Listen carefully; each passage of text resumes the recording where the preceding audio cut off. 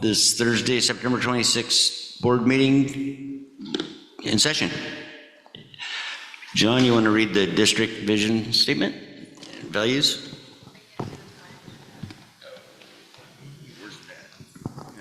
First, we'll do the Pledge of Allegiance. If you'll join us.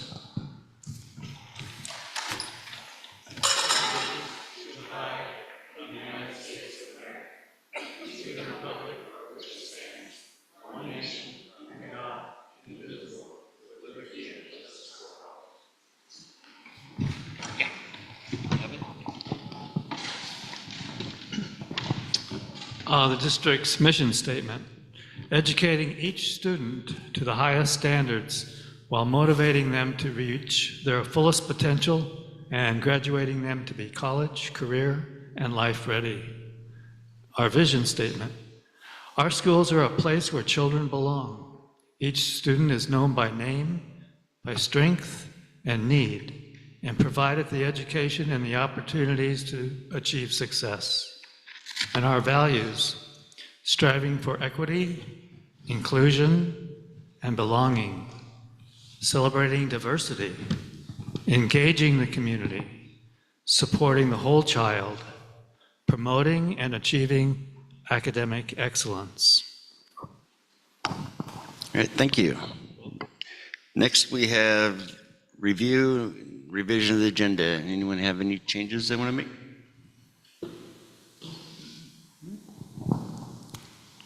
Okay. Next, we'll go into public comments for agenda items only. Public comments on agenda items only. The board will accept public comments on items on the September 26th school board meeting agenda. A person speaking may offer offensive or objective criticism of district operations and programs. The board will not hear comments regarding any individual district staff member.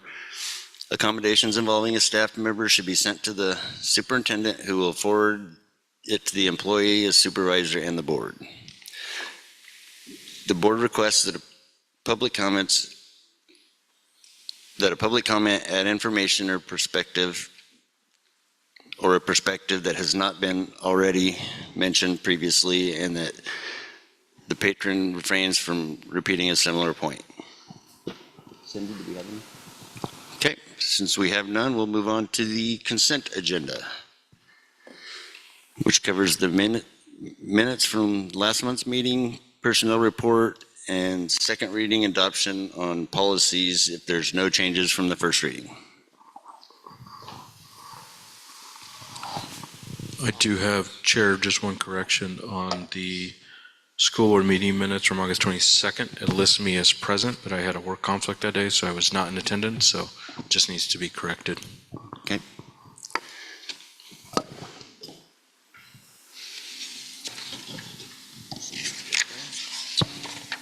With that correction, I'll move to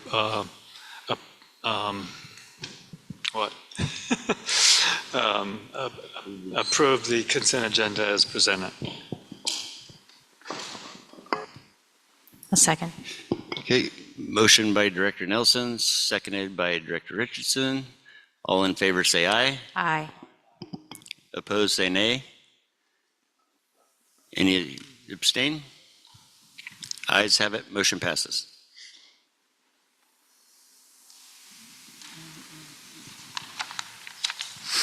All right, next up we have the board action calendar to review.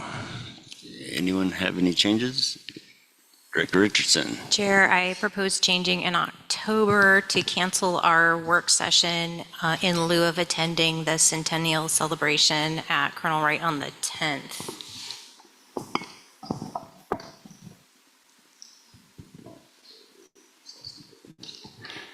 Everyone okay with that? Okay, anything else? All right. Okay, we'll move on to new staff to the district. New hires since the last board meeting, and since Dr. Bernal's not here, her and Stephanie are sick. We will play a slideshow that covers them.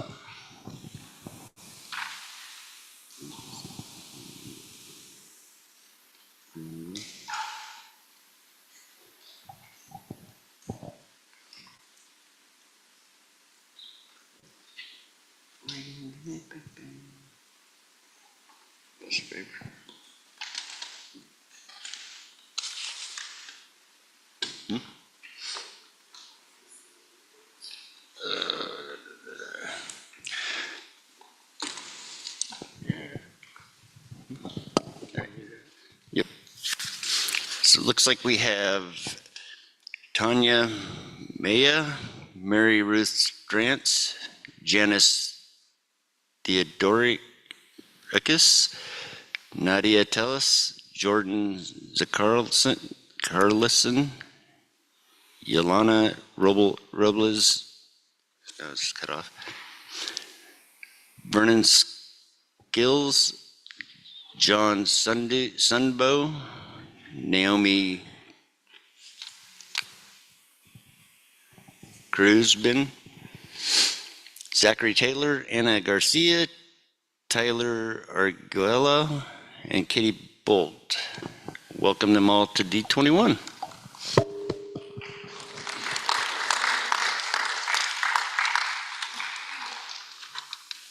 Okay, next we have student representative to the board report, Kylie. Yeah, I would like to provide a brief update on the initial weeks of the school year at the Dallas High School. During the first week back, due to the absence of air conditioning in many of the classrooms and the recent hot weather, we had to adopt an early release schedule for the remainder of the week to mitigate exposure during the hottest part of the day.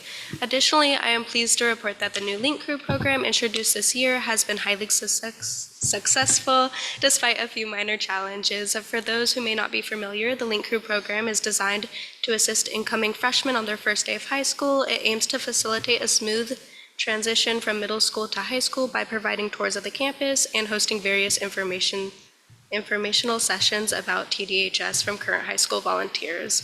Lastly, I wanted to add that many of the high school seniors who are interested in applying to colleges have started that process and have also been provided an Aspire mentor to help guide them through that process. All right, thank you. Next up, we have building student representative reports. We'll start with Dry Hollow, Noah Anslinger, and Everett O'Donnell Gibson.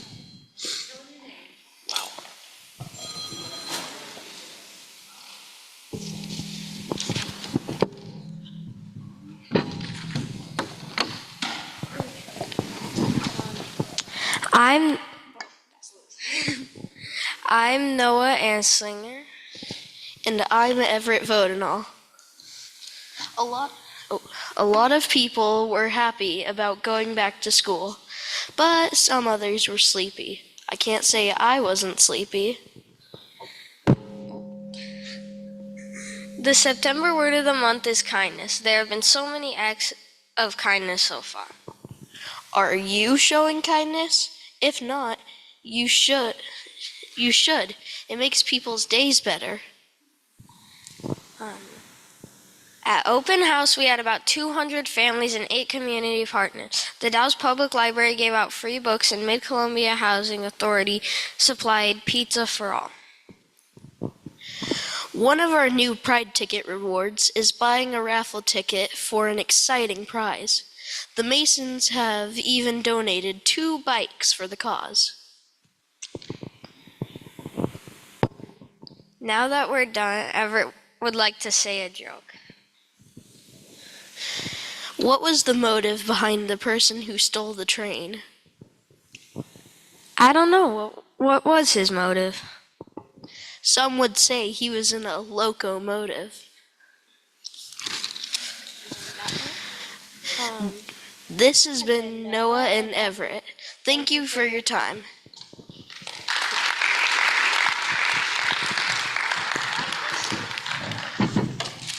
Thank you. Next, we have Riley Elliott from the Dallas High School.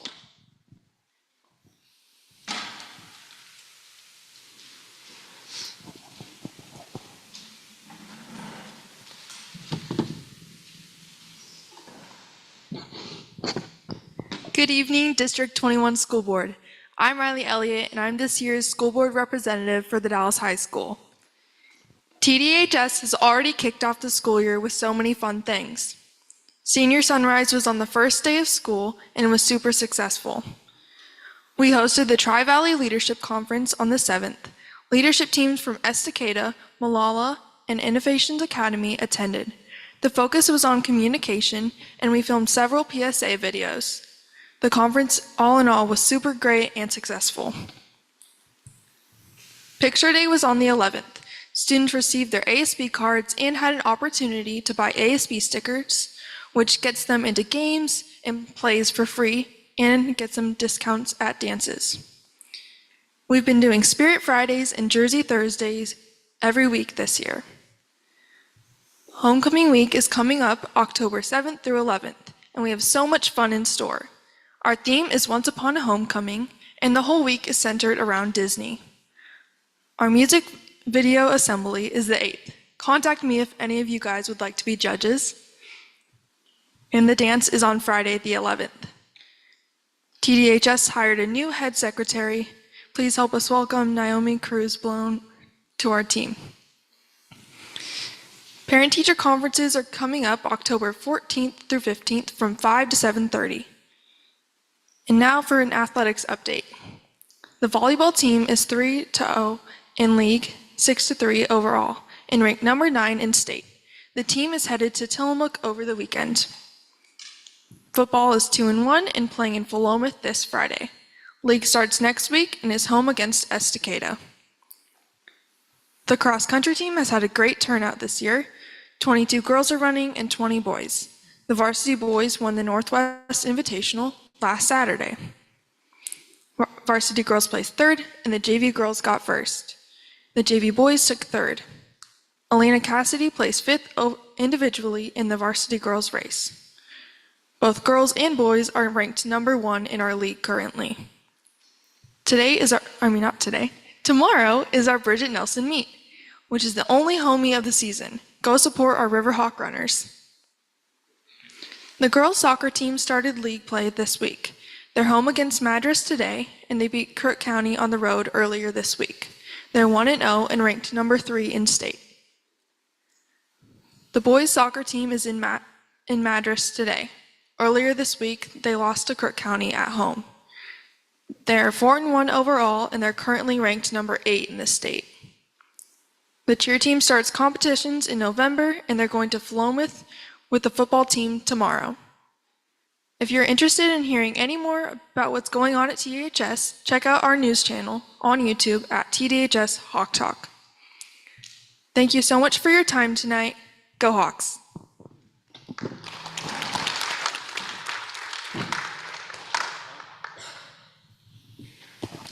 Thank you. Next, we have Adrian Miramonte from Innovations Academy.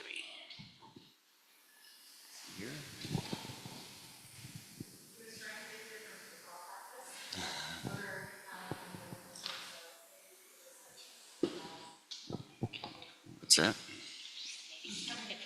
Put them in the end. Okay. Okay, next we have staff reports from D21 Education Association and Northwest Education Support Professionals.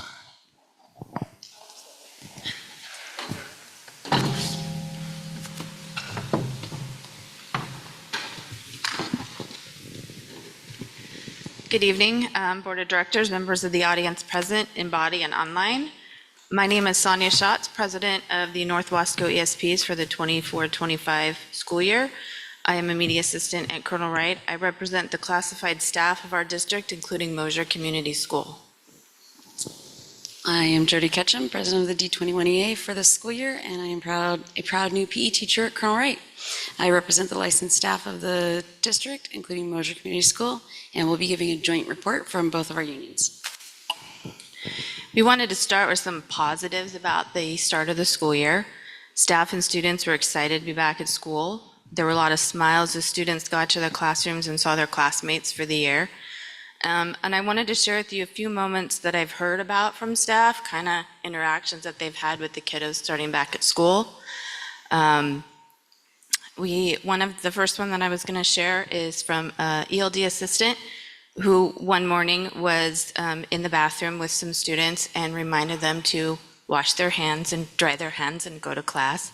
And one student asked her, "What did you say?" And the assistant repeated what she said, and the students that were in there started giggling. "I thought you said get to the bus." And we all laughed. But it isn't funny unless you see us all giggling together and know that we are having a tiny bonding moment. One of our secretaries, who doesn't interact a lot with students, loves it when she walks around campus and kids say hi to her and want a hug. We had a first grade teacher who had a student that made a flower arrangement at home with her mom and brought it to school for her teacher and was very excited to present it to her teacher, and her teacher was very excited to receive it.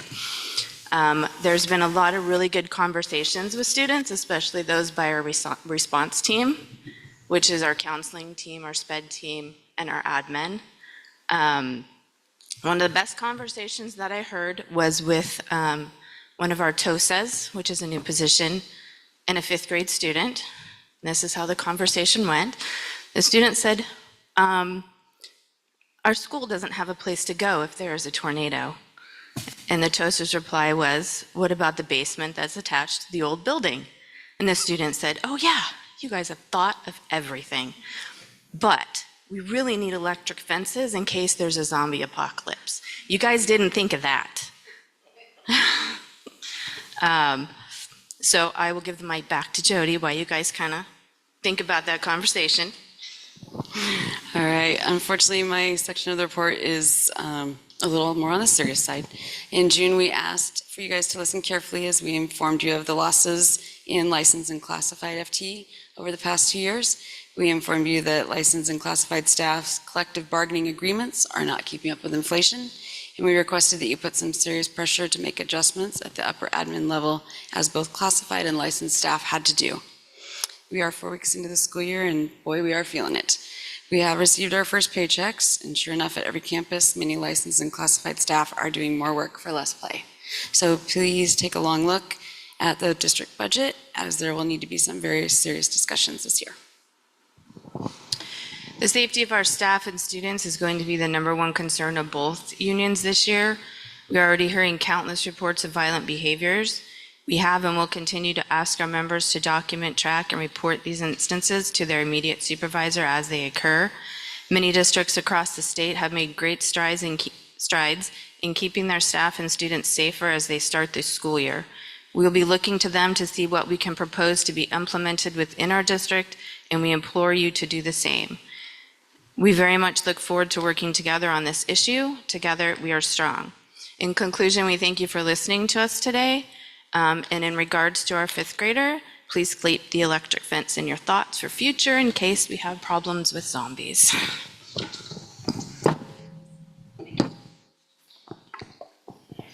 All right, thank you. Middle school. I guess we have a report from the middle school.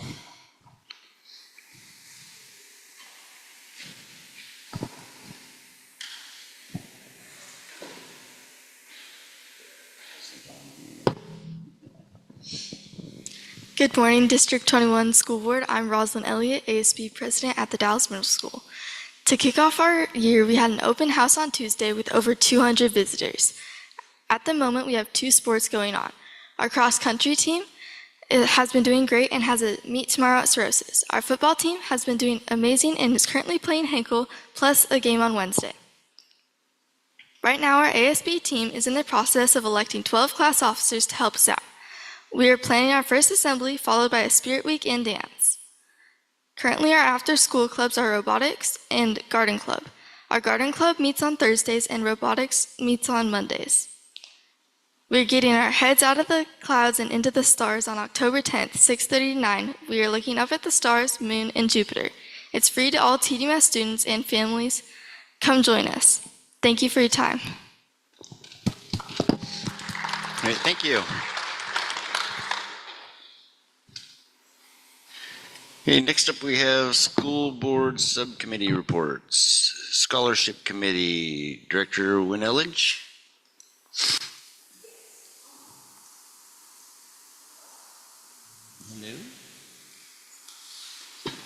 Battery.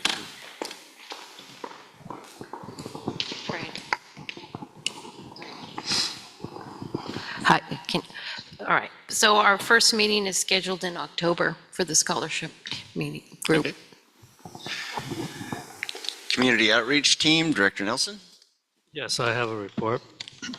Actually attended last month's and this month's, but I made a report for this month since it's kind of a wrap-up.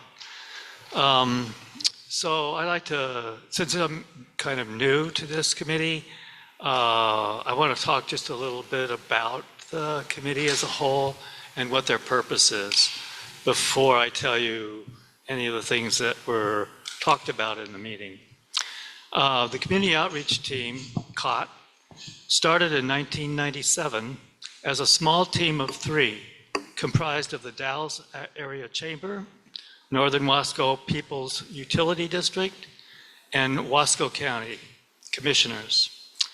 It has since expanded to include not only the initial team, but the City of the Dalles, Community Gorge College, Columbia Gorge Community College, there we go, Mid-Columbia Economic Development District, North Wasco County School District D21, that's us, and Port of the Dalles. So we all came together to work together. This group of community advocates meets monthly to discuss how their respective organizations can work together to support each other's projects, provide feedback on community issues, and set policy and funding agenda for the biennial trip to Washington, D.C., which just happened, and the team members came back to give their report on the results of what they could achieve. I just want to say one thing that was talked about regarding this organization came together to work and support each other. All the various entities in this region to support Wasco County and the City of the Dalles. And so one of the things that really we kind of tossed around and I want to comment on is that the members that were there really just talked about wanting to give their support to any future endeavors of going for a bond for the high school. And they want to work with us. They want to be partners in it. They don't want to be on the other side. They want to be listened to and asked to join in that collaboration with us to really pass this bond and do all we can do to do that. Okay, so the visiting community outreach team members who just got back from such a trip are Scott Hagee, Wasco County Commission Vice Chair, Darcy Long, City of the Dalles Counselor, Greg Weiss, Commission Vice President of Port of the Dalles, Andrea Kloss, Executive Director, Port of the Dalles, and Cindy Gentry, Director, Corporate Services, North Wasco PUD. The team made several requests of federal congressional members and senators' staff who represent us, and the following requests were made. The first one was Columbia Gorge Early Learning Center. There was a lot of conversation about this. Congressional support for EPA community change proposal of $14 million, asking for support for a plan to convert our vacant former Chenoweth Middle School into an early learning center for more than 200 children, with a dual role of climate resilience center and disaster shelter. $2.6 million is in hand for this project. Congressionally directed spending, which is pending, of $1.5 million is included in a 2025 appropriations bill. Our congressional representatives offered to sign a letter of support. Federal allocations would leverage local, state, and foundation resources to provide a sustainable model for quality, affordable childcare, and climate resilience. Total capital trying to be raised is $18.125 million. The second request goes to Columbia Gorge Crisis Resolution Center. The campus will feature various facilities, including a residential treatment facility, a crisis stabilization center, and expansions of existing centers. The project will be completed in 3 phases. Estimated cost for each phase ranges from $11.6 million to $20.4 million. This project has secured $17 million and pending money from grants, which include $1.658 million from a USA Senate appropriation bill. The request is for $36 million in funding. Regional airport and program expansion. This project will build a dedicated training hangar for Columbia Gorge Community College Aviation Maintenance Technology Program at the Columbia Gorge Regional Airport and expand the airport's business park. The City of the Dalles and Klickitat County in Washington jointly own the regional airport in Dallasport, Washington. Request of $900K through EDA budget amendment will complete 5.9 capital stack to complete the project. I think more is on the agenda from the community college, and I think Ken will be talking about the bond that they want to put up. Port of the Dalles public boat launch upgrade. The request is for $200K and seeking federal assistance in the form of letters of support and identification of funding for permitting technical assistance and construction. The port secured $75K in funds from the Oregon State Marine Board and $75,000 port contribution. Industrial land planning and development. The request is for a letter of support to be used with the grant applications acknowledging the need for ready-to-build industrial lands. U.S. Forest Service and the City of the Dalles Land Exchange. The request is for the adoption of legislation mandating a land exchange between the United States Forest Service and the City of the Dalles, similar to the Mount Hood Land Exchange that was included in the Public Lands Omnibus Act of 2009. That proposal was never finalized, and it more or less met its doom in 2020. At one point, it was almost there, but didn't quite make it. Hopefully, this request will not have the same outcome. The City of the Dalles receives 85% of its water supply from the Dalles Municipal Watershed, Crow Creek Dam, located within the watershed, and is owned and operated by the city.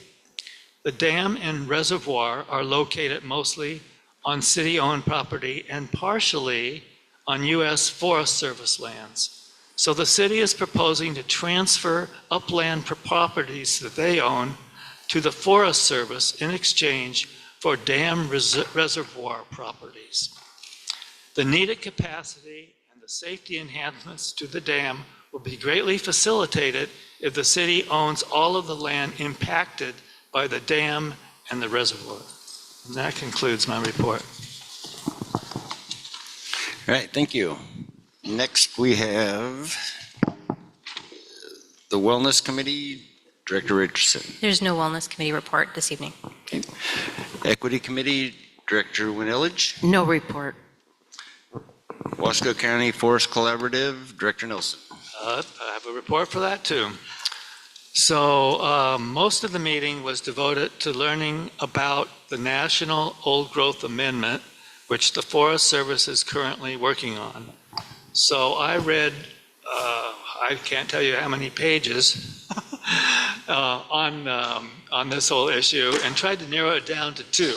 So you're going to get just a capsule, a little brief capsule of what I actually learned at that meeting. It was about a 2.5-hour meeting, so there was quite a bit on the agenda. So this is just going to talk about this one piece, because I thought that was the center point and the most important part.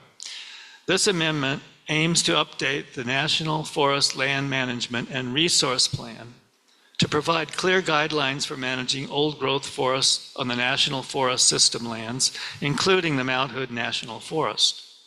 This meeting was held to address questions we have had from the collaborative about the process the Forest Service uses to determine what is the definition of an old-growth forest anyway. How do you determine that? We invited forest silviculturist and terrestrial program manager Chad Atward to provide a presentation about how the Mount Hood National Forest identifies and characterizes old-growth forests during the project planning process. This program was also aimed at educating the members of the collaborative, along with others, on how the Forest Service uses the field data and cutting prescriptions to manage forests, particularly in promoting fire resilience and forest sustainability, while retaining the largest and the oldest trees so that we're more prepared to address public concerns on this issue of cutting down our old-growth timber. The highlights of Chad's presentation included the complexities of defining and managing old-growth forests within the Forest Service, acknowledging that old growth is not a concrete or universally agreed upon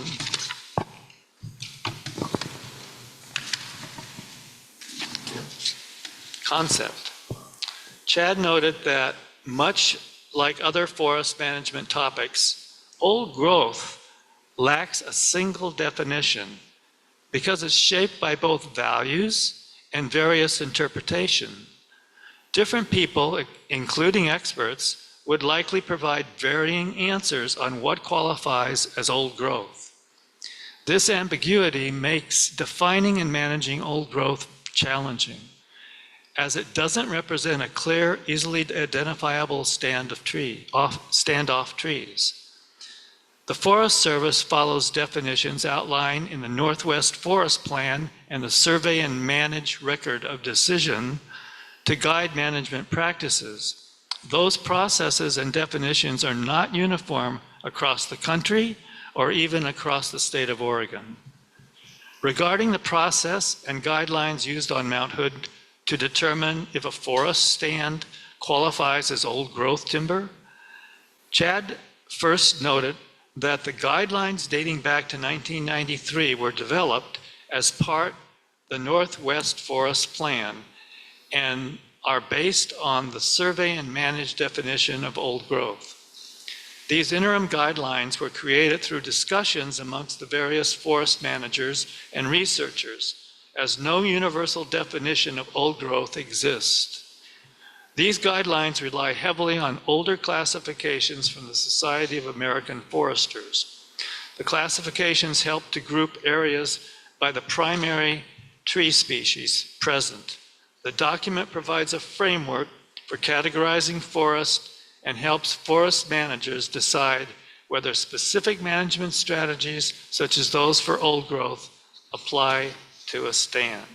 So there's a lot involved. It's very complex, and really, it's there's no one single standard for that, because you have different forests in different climates, in different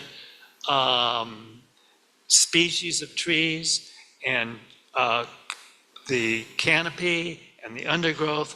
All these things are different. And so depending on what happens on the land and how it's geographically located and what kind of things the land is doing itself, those forests all interact differently. So it's very hard to say, oh, this is an old growth forest, because every situation is just a little bit different. So that's my report. All right, thank you. Next, we have OSBA Legislative Policy Committee, Director Richardson. The LPC hasn't met since our last meeting. All right, thank you. D21 Education Foundation, Director Aparicio. We did meet earlier this week. A couple things of note. One, in addition to the celebration that we have for Colonel Wright in its centennial, our school museum is actually turning 20 years old this year. So we have multiple celebrations as a district. And then the other thing, we're in a transition at the administrator level. So we accepted Rebecca Thistlethwaite's resignation, and will now be transitioning to Kelsey Alshimer as the administrator for the Ed Foundation. So work continues, but that's the brief report for tonight. All right, thank you. Okay, next we have Adrian Miramontes from Innovations Academy.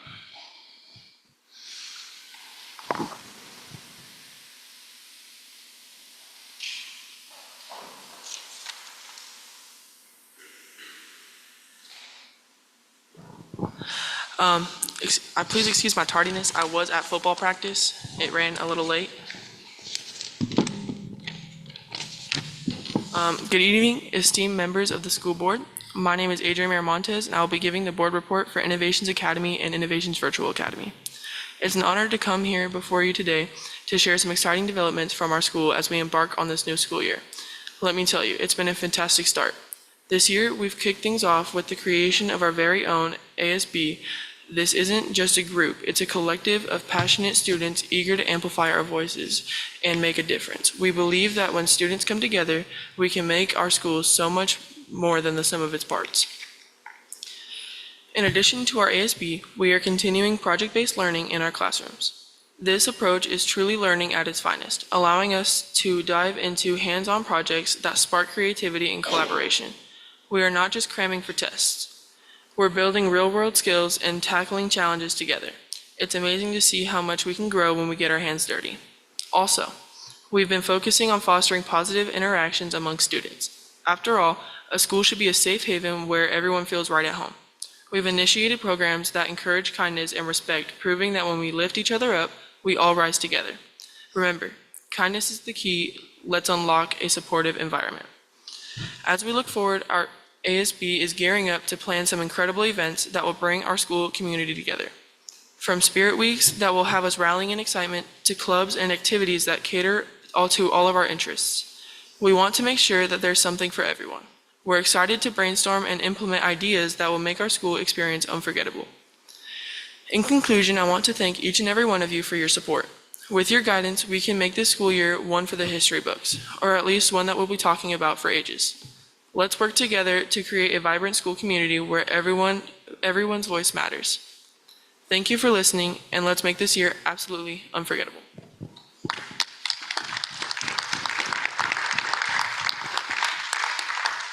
Okay, thank you. Next, for new business, we have Columbia Gorge Community College on Measure 33-111.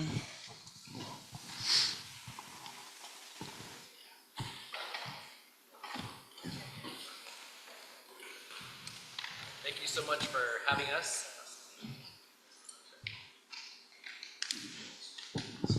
Thank you. And again, thanks for having us. Good to see some of you that I recognize. And I'm also joined tonight by the illustrious Nate, who I think most of you may know, one of our board members. And we want to talk a little bit about the bond, but I also want to talk about the college.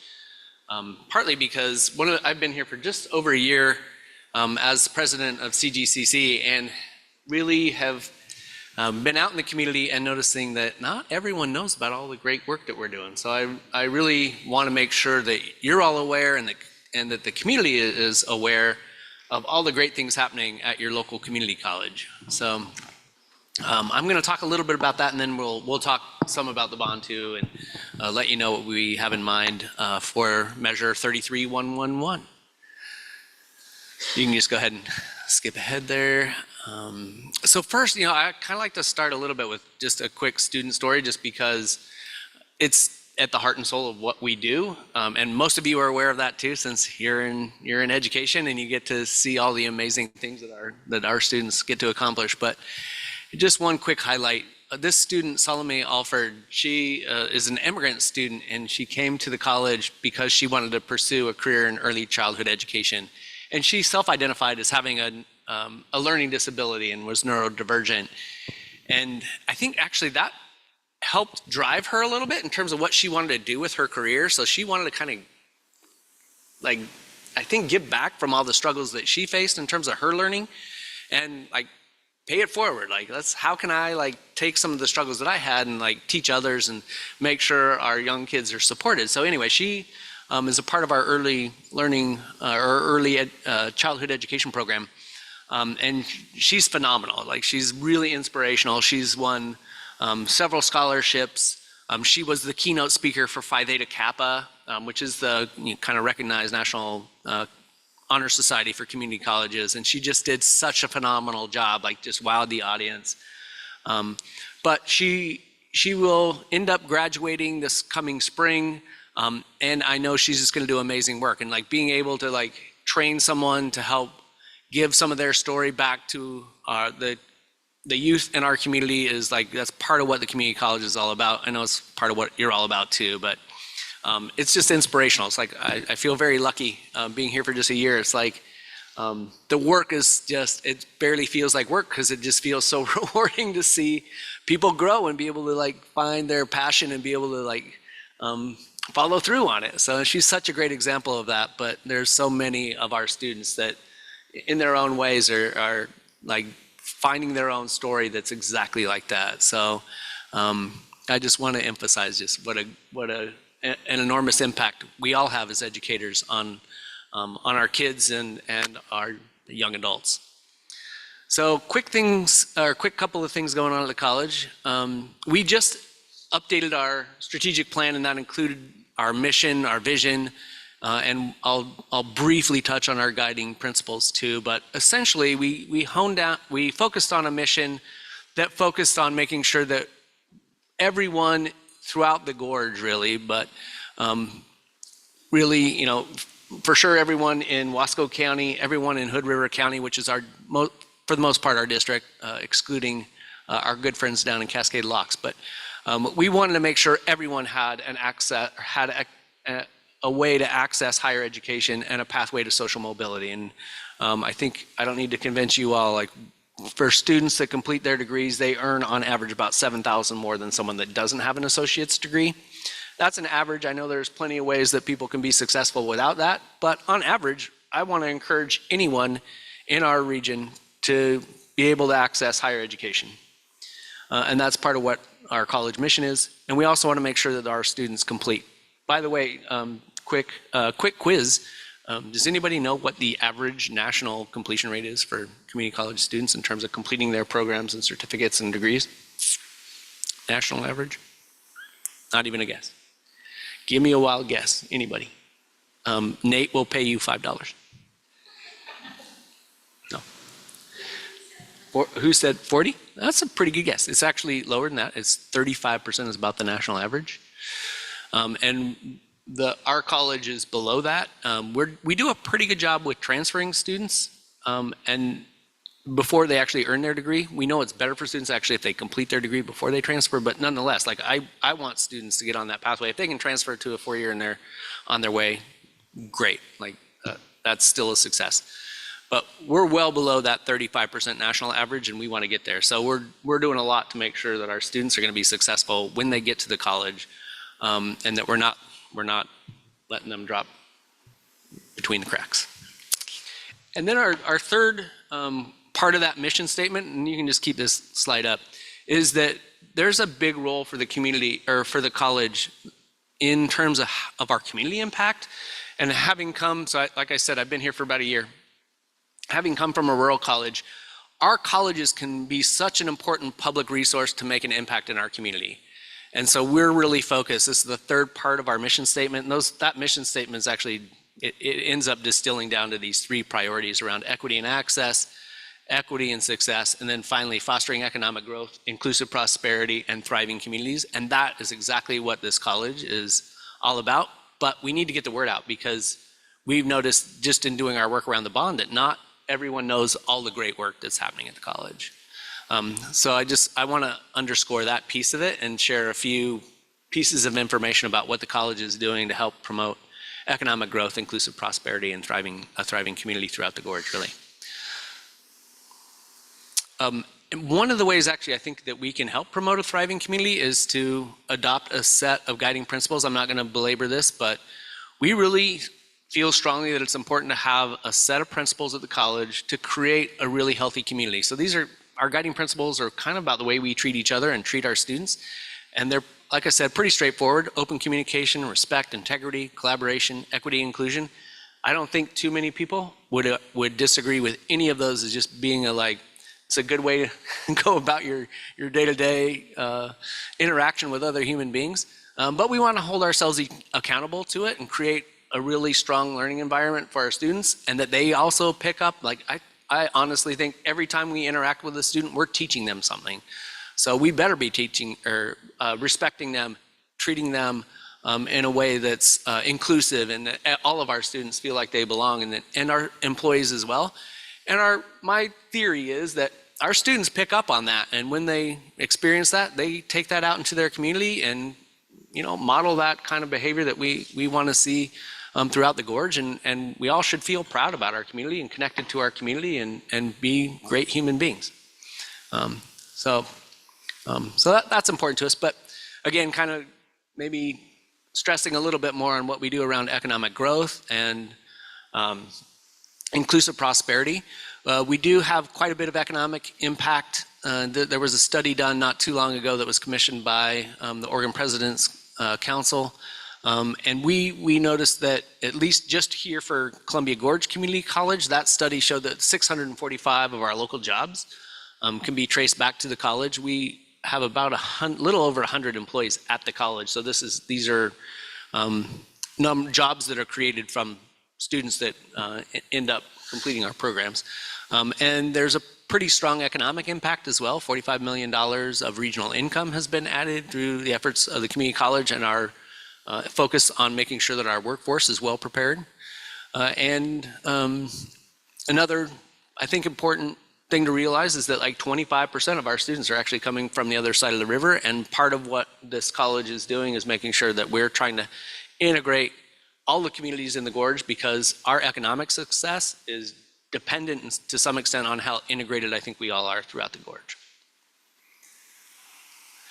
I also want to highlight our Regional Skills Center. And by the way, if you haven't been up, can I ask a quick show of hands? How many of you have been up and visited our Skills Center? So, okay, a few of you. If you haven't and you're interested, by all means, please contact me directly, klawson@cgcc.edu, and I will make sure I'll do my best to even accompany you. Come check it out. It's amazing, the work that we're doing up there, and the sophistication of the machinery and what we're doing to help our not only our students but our industry here. And so we've helped to prototype products. One quick example of that, and hopefully not overstepping my bounds here in terms of my knowledge, but we had a producer that designed a carburetor, and they took it up to the college. We do a community Friday, and our faculty will prototype those, whatever anybody wants to prototype. We have, like I said, pretty sophisticated CNC machining, 3D printing, and this person had this great idea about how to redo a carburetor. The faculty helped them calibrate it, do all the math around it, and then put it into the machining, and it worked out pretty well. And there's this new carburetor that increases efficiency at the same time, increases power on the engine. So there's a local company that's going to mass produce those and ship them out. And so just one quick example of some of the cool things that our Skills Center is able to do. And I'll share a couple other things, because I would hope you know about a couple of the other projects that our Skills Center faculty are doing. So go ahead and, if you don't mind, moving on to the next one. So actually go ahead and skip one more, just because in the interest of time, these are kind of similar projects. So our faculty don't want to have our students learning by just making things that aren't relevant to them and to our community. So they want to contextualize their learning and make it meaningful. And so one of the projects that they just completed, as I trust most of you know, is this design, fabrication, and installation of a playground. And we've done a couple of these. But we also involved the students at Chenoweth Elementary School. So this was just installed at Chenoweth Elementary School. And the students there helped to design that structure. Our students also helped to design that structure with the help of our faculty to make sure the engineering was safe and appropriate. And then, of course, we fabricated it and installed it. So it's one of the ways that the college is trying to help educate students in a way that's meaningful for our students, but also gives back to our community. And I can tell you, and having spoken to some of our students, being able to do that kind of work where they can see the community impact it makes their work feel meaningful, which makes their learning feel meaningful. And that's kind of what the college really wants to magnify and to do more of. And that's part of our focus in terms of that third priority that's part of our mission. So anyway, we're pretty proud of how we can help contribute to the community. I'm going to do this really quick because actually Director Nelson mentioned a few of these projects that the college is involved in. One is a nursing simulation lab. We got some federal dollars, so we've increased the capacity of our simulation lab. So we have 4 really high fidelity mannequins. One of those is actually a baby mannequin. So in rural areas, that's pretty important actually for our healthcare partners to have access to high quality training environments where because they don't always see some of the things directly. They need to be able to work on equipment or simulations so that if they need to deliver a baby, they can actually practice on that using our high fidelity equipment. And then the new hangar, we're really excited to try and make sure that we get the funding for that. We are now we just started our 3rd year of that program, completely full this year. Faculty are amazing. We have 2 full-time faculty. Right now we're teaching it out of Crestline, a little like warehouse. But ultimately, we're hoping to get funding to make that hangar a reality, which will be an anchor for a business park, which helps to promote economic growth and development in this region. And then finally, the Early Learning Center, which again was mentioned too. We're privileged to be a partner with you all in trying to get 200 more early learning slots here in the Gorge, which are sorely needed. The college was fortunate to get about $1.7 million of federal funding through some of the COVID dollars that were available and have helped to get all the seed money to do the design work for that project, and we're 100% behind it. It's going to help our early childhood students like Salome get actual practical skills so that when she gets out and gets her full-time job, she's going to know exactly how to support our kids. So with that, I'm going to, Nate, if you don't mind, I'm going to just like touch on a few points and then kind of hand it over to you to talk any more about our bond. So we have a bond on this November's ballot, Measure 3311, and it does not change taxes relative to where they are currently. So we give you a little history. When we first expanded down to Hood River, and we built a health and sciences building up on the Dallas campus. We did that in 2004. We refinanced that in 2012, and that bond is going to be retired this coming spring. And we are asking the public to renew that bond for some other investments in our facilities. Again, without raising the tax rates, and then also allowing us to match $5.5 million from the state allocation from an 11G bond. So the total amount of that investment would be $18 million, and $13 million of that would come from local taxpayers from both Wasco County and Hood River County, again, minus Cascade Locks. Really high level, most of what that bond money will go for is investing in the safety and security of our campuses, the accessibility of our campuses, some deferred maintenance, and just like, as you all know too well, like our buildings are, like many buildings, pretty old, and we need to replace some HVAC, and we need to make sure that our buildings are accessible. And our goal is to make sure our students feel like this is a place where I'm getting the technology I need to learn in the 21st century. In our workforce programs, they're getting the equipment so that they're trained well with the state-of-the-art equipment and state-of-the-art lab spaces. I don't know about you, but I want my nurse trained in a well-equipped facility and a well-equipped lab. So I'm just going to keep it that kind of high level. The other piece of it is that we're also trying to retire the debt that currently we're paying from our operational budget for the skills center and our student housing, which will allow us to make some further investments in some of the instructional programs that we think would help to promote economic development and inclusive prosperity in our region. So a couple of those quickly are agricultural technology. So we've already designed that program, have the curriculum for it, and want to get that launched. And then we also want to launch mental health and substance abuse and addiction counseling program.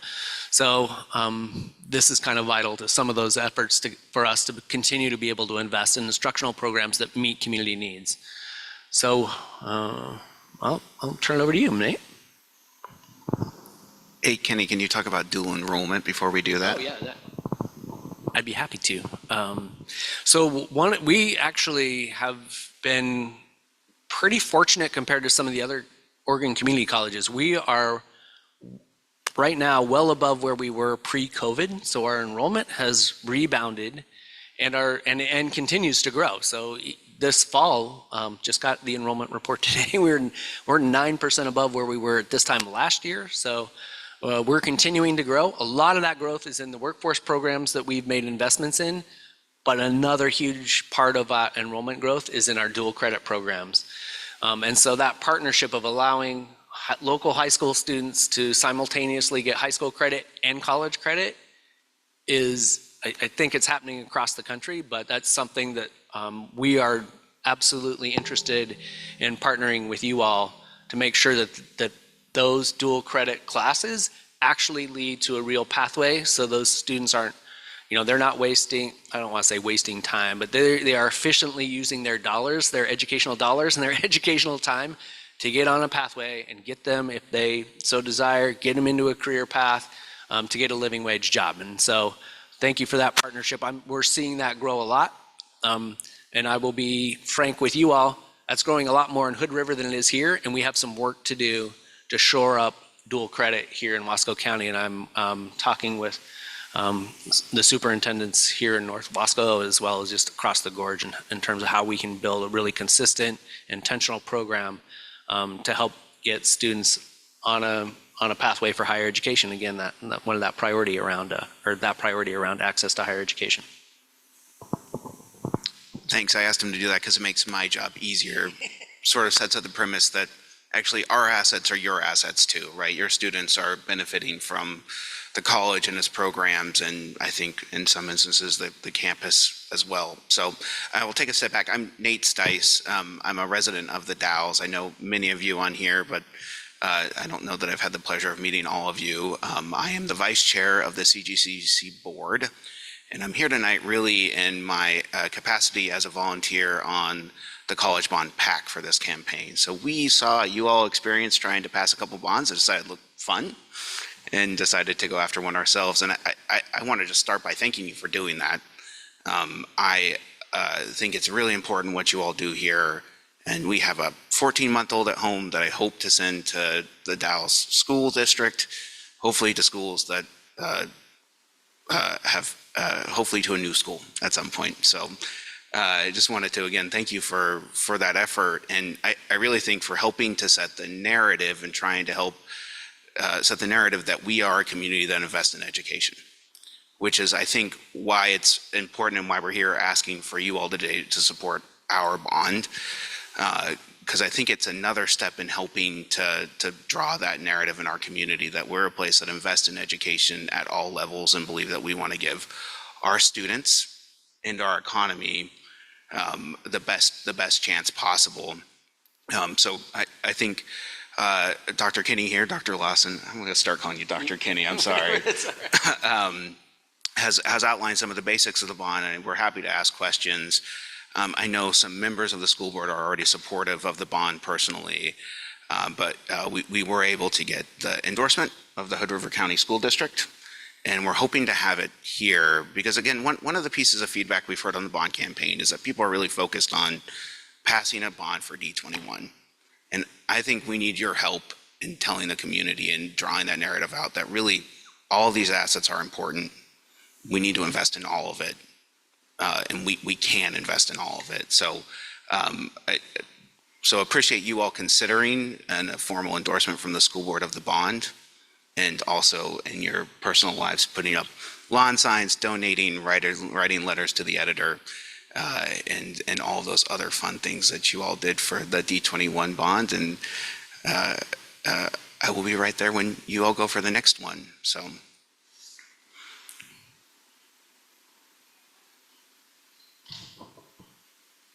So I have a question.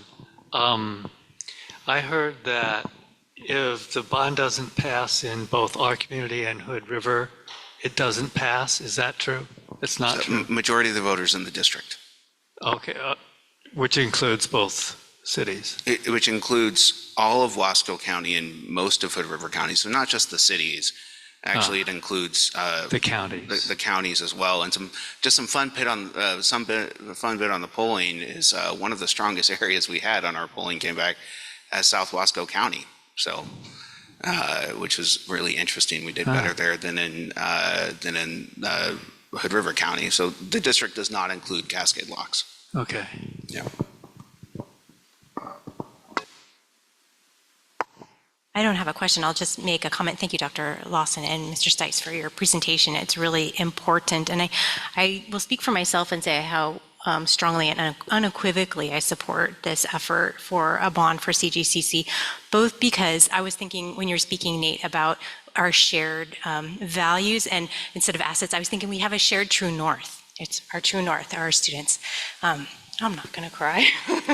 But one of the most meaningful times in our experience as a board is graduation. And when we see those students graduating with dual tassels, it's even more special, because we know they're starting life with that extra leg up. Personally, I've benefited from CGCC and having the advantage of a really dedicated teacher in the community college to help me learn calculus, that helped me excel in my college. My daughter benefited from that, graduated with credits, is able to, she's still working on the gainful employment part, but is able to pursue her college education. As a community, we benefit. We heard 3 things that our community will ask for economic development: childcare, healthcare, and trade. My nephew just took the last seat in the aeronautics and mechanics program. And so I don't think, you're right, I don't think our community sees how valued and important these programs are.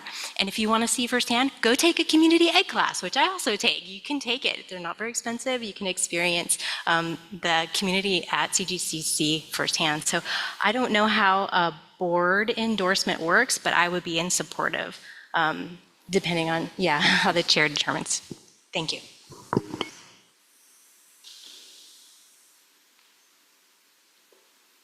Another comment, and that is I'm also a member of the beautification committee for the city of the Dalles, and we have partnered with the students at the Skill Center to make some of our sculptures which are gracing our city now.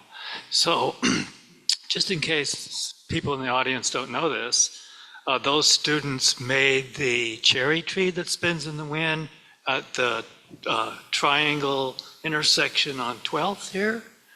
And also the last day of September will be a dedication to their newest sculpture, which is a kind of I don't know what you call it. It's a column with beautiful pictures made of metal that kind of are in relief, stand out, of various symbols that represents animals, forest, all of the things in this that are important to us in the city. It's really quite beautiful. So if you're driving from, say, Safeway east into downtown, you'd go right by this, or you're coming down Trevitt, you'd go right by this. So anyway, if you haven't seen it and you want to actually show up at the dedication, you're certainly welcome to join us. Chair, may I offer one more thing? I actually have a question for Dr. Lawson here. In Hood River, did someone make a motion and they voted, or was it a thing on the agenda already? They voted the follow, so I presented what we were doing, and the school board, they wanted to consider it, have some time to think about it, and so they endorsed it at the meeting following.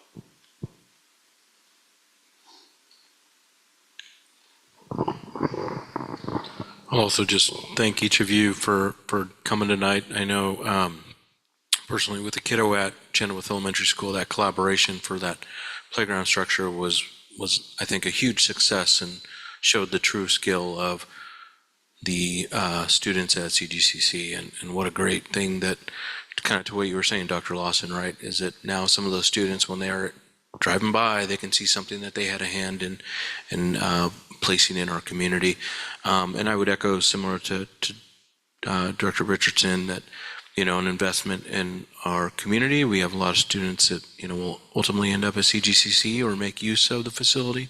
And I think an investment in that population only strengthens and moves and advances our community even further. So I think it's a worthwhile investment. I'm glad you guys are considering that and trying to continue improving and making a facility that we can all share and be proud of here in the Columbia Gorge.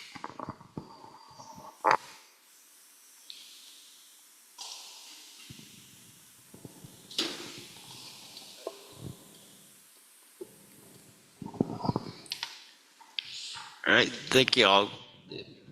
Appreciate all the info you gave us. So next we have facilities summer project update with Dan Azell and Ryan Ellinger.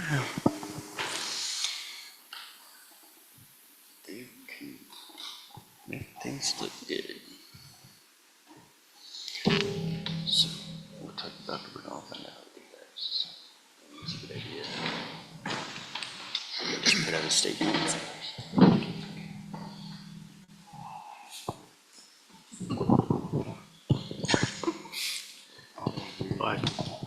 Is it on? So first, Dan will be talking about the facility summer cleaning projects that we did this summer. And we'll follow it up with the projects report on some of the projects that we've done this summer for the school district. I apologize in advance for my voice here. So, yeah, we had quite a bit of success, I think, this year with cleaning the schools, especially with everything that we had going on in the schools, all the summer projects or summer programs and what have you. We had CES, we did summer cleaning, okay, Chenoweth, we had the floors. We had a lot of basic cleaning over there that we were doing before they started doing some remodeling and doing some other projects that they had. So we did cleanup, and we also did painting on several of the classrooms that the lead custodian did over there and did a very fine job. Over at the Wetumpka campus, we had the floors and cleaned and polished those, cleaned the classrooms and installed. We have a couple of different programs that went over there, plus we had the firefighters that was over there as well. So with that, that takes up a lot of time. There was over a month of time missed from that and helping with those programs. Colonel Wright, of course, we did the basic cleaning of the floors and the classroom cleaning. We also we're going to be installing a new fence around the courtyard to help the kids keep from getting on a dangerous platform. And we remodeled their supply closet in the kitchen. They needed that desperately over there. It was all wooden and old, and it was definitely a hazard if you take a look at it for the cleanliness part of it. And then you can see everything that we did over there. It was all old wooden shelves and everything. And we got brand new wire shelves and new refrigerators in there, so it's really nice. And then over at the Dells Middle School here, we had 2 weeks in which to try to get it cleaned up. And we had a crew coming out here both night and day, getting in to all the uppers and lower rooms. We had to close everything off. There was a couple of different PUAs, permission use agreements that we had. But beyond that, we closed the whole school down and made sure that we could try to get it done without having to worry about anybody getting hurt in the way. We also went through, and I had one of the custodians go through, and they got a lot of the entryways into the doors repainted and remudded so it would look nice and polished for the kids. And then over at Dry Hollow and as well over at Wetumpka, we took out some sinks. As you can see over here, we had some new sinks that we put in. Nice stainless steel so we can clean it. It's definitely more sanitary. With that being said, the old ones, they were from 1960s and they were just worn out. They actually had rocks showing up. There was no way that we could clean them, so we got those out. Two of the maintenance guys did a very fine job getting it all reset up. And we've got some bottoms that are going to go over there, so it'll be a nice finished sink as we get done with it.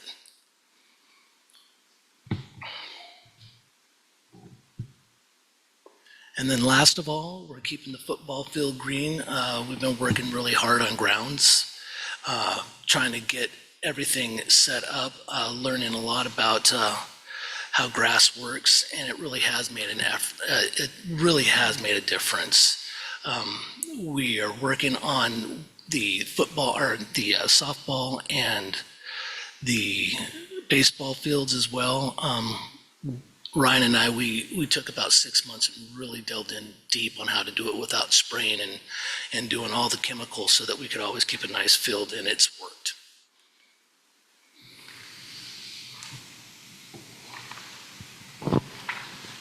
With the major summer projects that we did, our goal as a facilities team was making a difference this summer, seeing what we could do as a team to make a difference. One of the big things that we did was the roofing project at 5 of the schools. With that, they went up there, they patched every spot that seemed like was a penetration spot. They resealed all the exhaust fans. They resealed some of the concrete. And with that, we get a 5-year guarantee. So if the roof leaks where they did any work or it leaks, they'll be out here within 24 hours and they will fix it on them. It's not on us anymore for the next 5 years.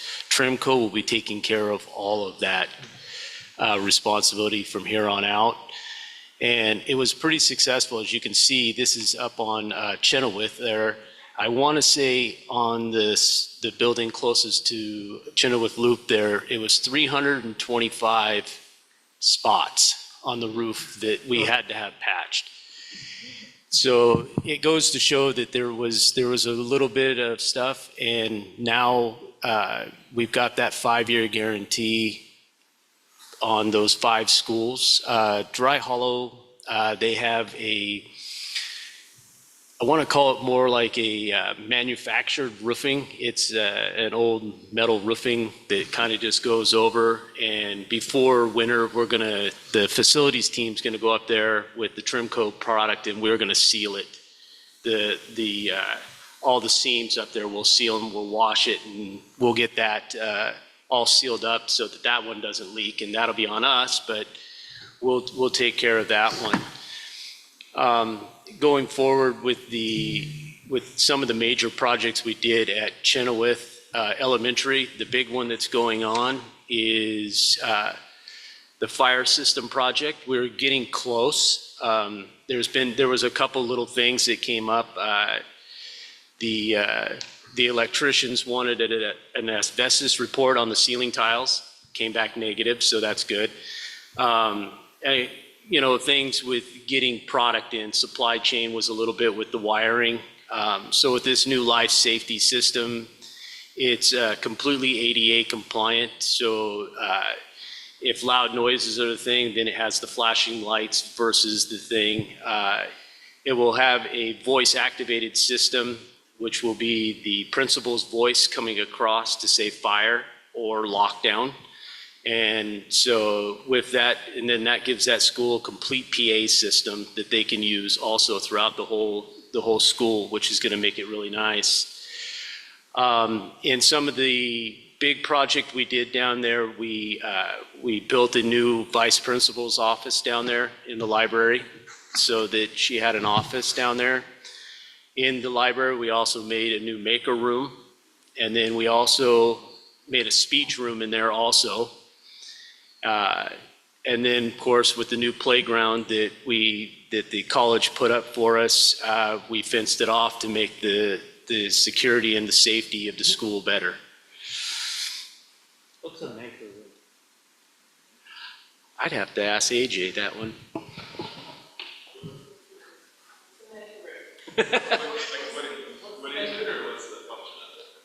The function. So a couple years ago, I applied for a Google Tides grant to put a makerspace in the back of the library, and so one of the challenges was the library was open, and so we couldn't occupy 2 spaces at once.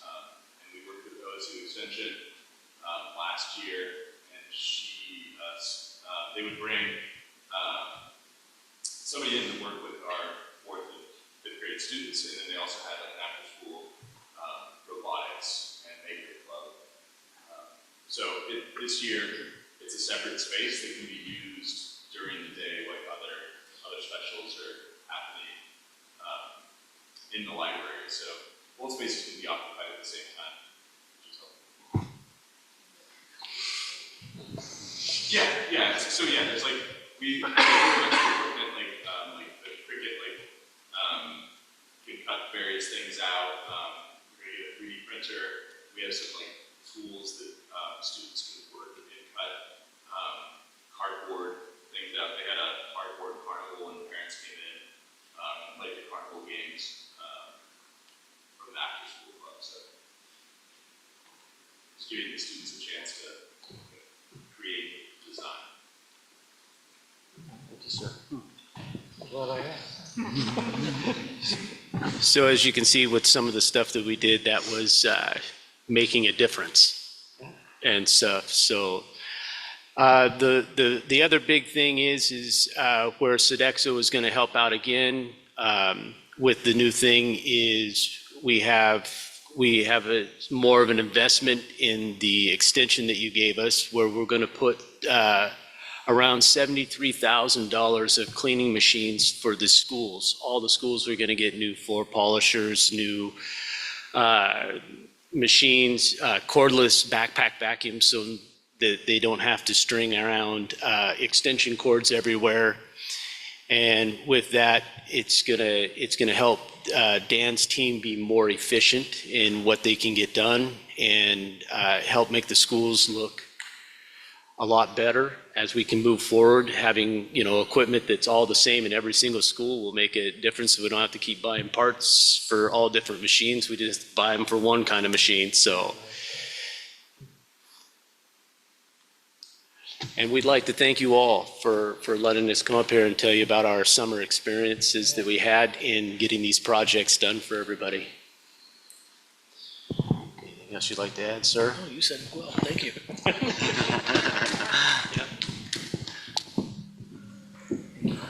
All right, thanks. Next, we have DLI report on the AL to K conference. AJ?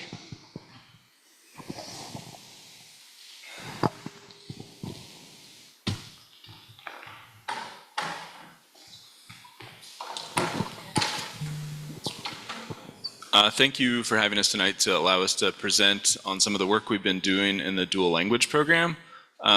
This past school year with the Columbia Gorge ESD and the school district, we were able to apply for a grant titled Grow Your Own Teachers While Growing Your Own Dual Language Immersion Program. I'm AJ Rundell, I'm the principal at Chenoweth Elementary. Tonight, presenting with me are Maestra Stephanie, fourth grade teacher at Chenoweth in the dual language program, as well as Maestra Susie, our first grade dual language teacher, and then Mairead Bean Kelly, our assistant principal at Chenoweth. So they're going to talk a little bit about the project they had the opportunity to work on and present at Oregon State University during a conference, and then just some of the things that are happening in the program currently.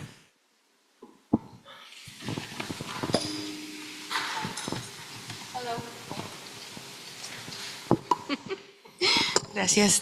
Hello, my name is Susana Reyes, and I am the first grade teacher at Chenoweth Elementary School for the DLI program. As many of you will remember how hard it was to start a DLI program during COVID with one strand online setting and basically managing all new kindergarten class without the knowledge of how to run a DLI program. Nor Wasco faced with the challenge of bilingual and bicultural teachers to teach in the DLI during a shortage of teachers. In 2023-24, the Chenoweth DLI program had 2 teachers with preliminary licenses, 2 teachers on emergency licenses, and 1 teacher on a restricted teaching license. Last school year, 2023-2024, we collaborated with ESD and D21 for a grant that provided a better perspective of our practice to improve our instruction for our students and gain skills and knowledge about what the DLI program should look like. Hello, my name is Stephanie Flores. I am the fourth grade teacher of the first cohort of the DLI program at Chenoweth Elementary School. After being granted with the grant, we gathered as a team to find our areas of where we could improve our skills and knowledge as DLI teachers.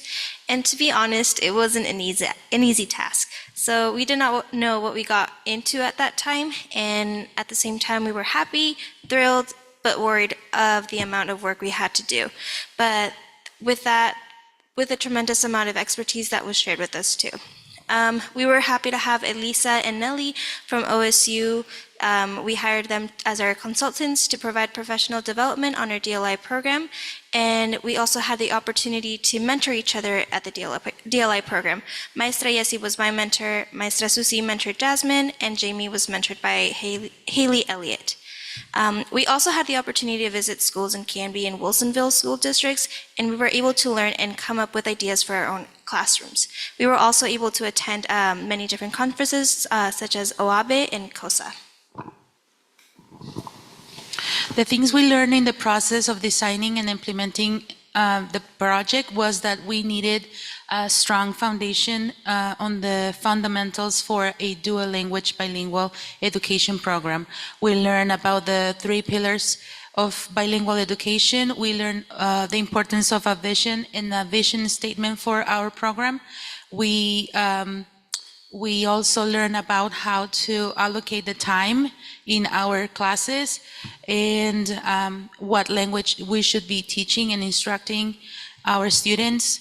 We learn how to better know our students, the variations in linguistics, how to do bridges, how to engage parents. What challenges did we experience? Well, the time that we have to work on this grant, and many times the substitutes for our classrooms. We need substitutes also that they could speak Spanish as well. What successes did we experience? We felt that we belong. We felt that we knew where we need to go. And then we are very, very, very grateful for our team at Chenoweth, the Title I team, the ELD team, all the subs that step up into this process. Everybody was very supportive. So, así que muchas gracias a todos.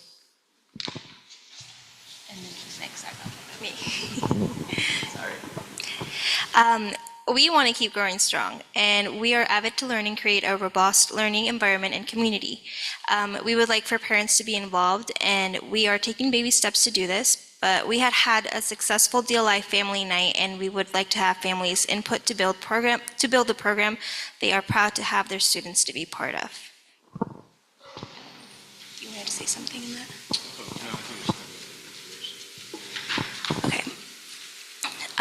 We strongly believe that this information, we got the opportunity to learn from the 3 pillars of the bilingual education.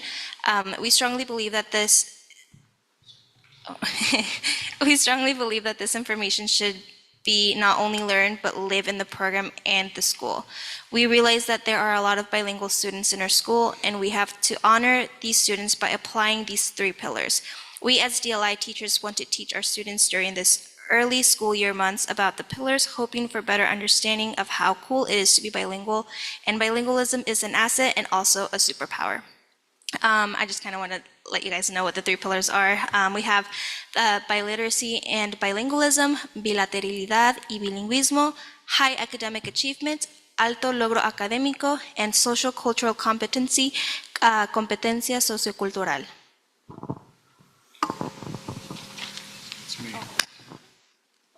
Presently in our dual language program, we're kindergarten through 4th grade, and that represents 125 students. Our dual language classes at 2nd and 1st grade have 28 students in them.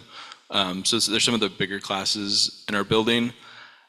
This year we were able to hire 2 bilingual instructional assistants who are both native Spanish speakers, and hopefully some of those students will, or some of those instructional assistants will participate in the Grow Your Own program. That's where Maestra Stephanie got her teaching license from. So it's like a really strong relationship we have with the ESD and Columbia Gorge Community College. We had an Oregon Regional Teacher of the Year recognized in Maestra Yessi. She was one of the leads on this project, and she's our kindergarten teacher. We have a dual language committee that's meeting the third Tuesday of each month, and we're really trying to get parents involved in that and set up some subcommittees.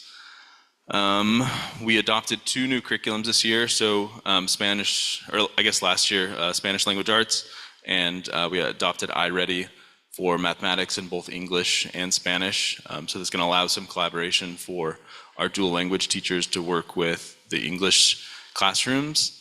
And teachers are learning about the science of reading and what that means to support students in Spanish literacy. Next year we'll be adding a 5th grade class, which is really exciting. As Maestra Stephanie mentioned, we had a dual language family night in the spring where we invited potential applicants to the program as well as current families to kind of see what they want the program to be for their students and what dual language looks like at the middle school level and then at the secondary level. So, I think the future is looking at how do we add more strands to the dual language program and look at becoming a dual language school, not just a one-off strand. So Maria's just going to briefly talk about kind of some of the the history of the program and some work we've been able to do. So I want to say thank you, muchísimas gracias, for taking a leap of faith on this program. I had the privilege as the ELD teacher at Chenoweth to be part of the research team and seeing the project now 5 years in. It's no longer a project. It is our school. It is our students, our families. So thank you for the continued support. At that family night in the spring, our families, their biggest fear is the program going to go away? So thank you for continuing to say, yes, we believe in this. We believe that we are now a dual language district the minute you have one strand. And it just takes amazing educators like our teachers and your support and advocacy as well. We had a really amazing opportunity, was it a couple weeks ago, where ODE is doing a project on all the dual language programs in Oregon, and they wanted to interview our teachers to find out what it's like in our program, how it started, and their experiences. And it was a really inspiring time for both AJ and I to just sit back and listen to our teachers talk about how they wish maybe they had had that opportunity as students, but they're happy to give that now to our students, chances to honor their culture and to really develop students with a rich cultural and academic and language experience. So thank you.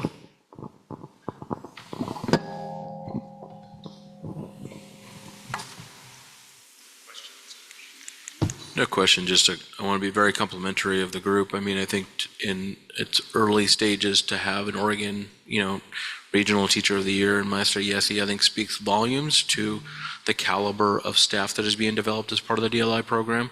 So I just want to say muchas gracias por todo su esfuerzo y lo que hacen para nuestros estudiantes. So thank you.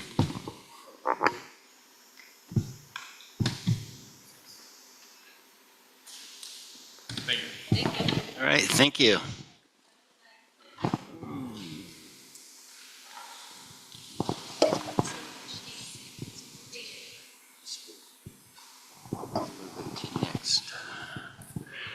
All right, next we have, since Dr. Bernal's sick, we'll move her report on her goals to next meeting. So we'll go to Chief Financial Officer's report. Thank you, Mr. Chairman. The first couple of things in the packet are 2 resolutions as we continue to get grants, I need to bring resolutions to the board to create the appropriation so we can spend those dollars.